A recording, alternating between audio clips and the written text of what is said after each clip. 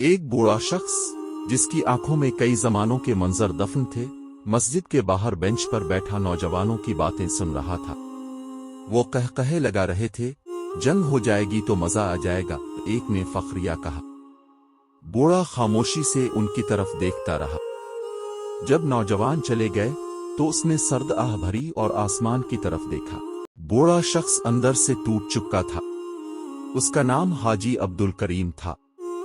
1947 की तकसीम, 1965 और 1971 की जंगों का गवाह।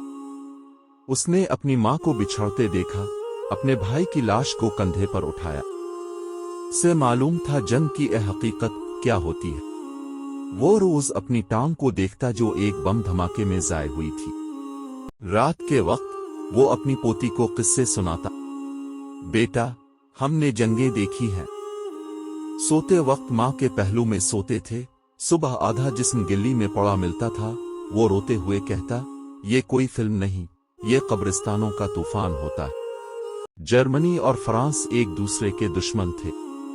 2 आलमी जंगें लड़े, करोड़ों मेरे शहर मिट्टी हो गए।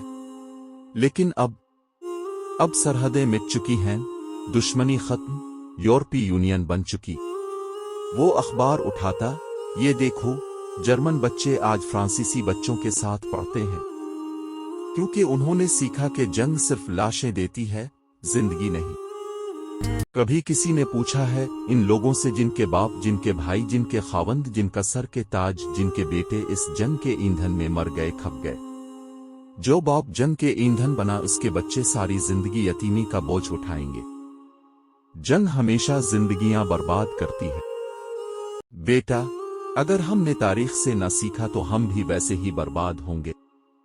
हमने मजाक में आग को हुआ दी तो शायद कल हमारे बच्चे हाथों में बंदूक और लाशें उठाए फिरेंगे। दोनों तरफ पागल बैठे हैं और एक छोटी सी हमाकत नस्लों की तबाही बन सकती है। तारीख छपी नहीं बेटा, सिर्फ हमने आंखें बंद कर रखी हैं। पहली आलमी जंग में 2 करोड़, दूसरी में 7 करोड़ लोग मारे गए। होलोकास्ट, हिरोशिमा, नागासाकी, सिर्फ एक लम्हे की गलती से लाखों जिंदगियां खत्म।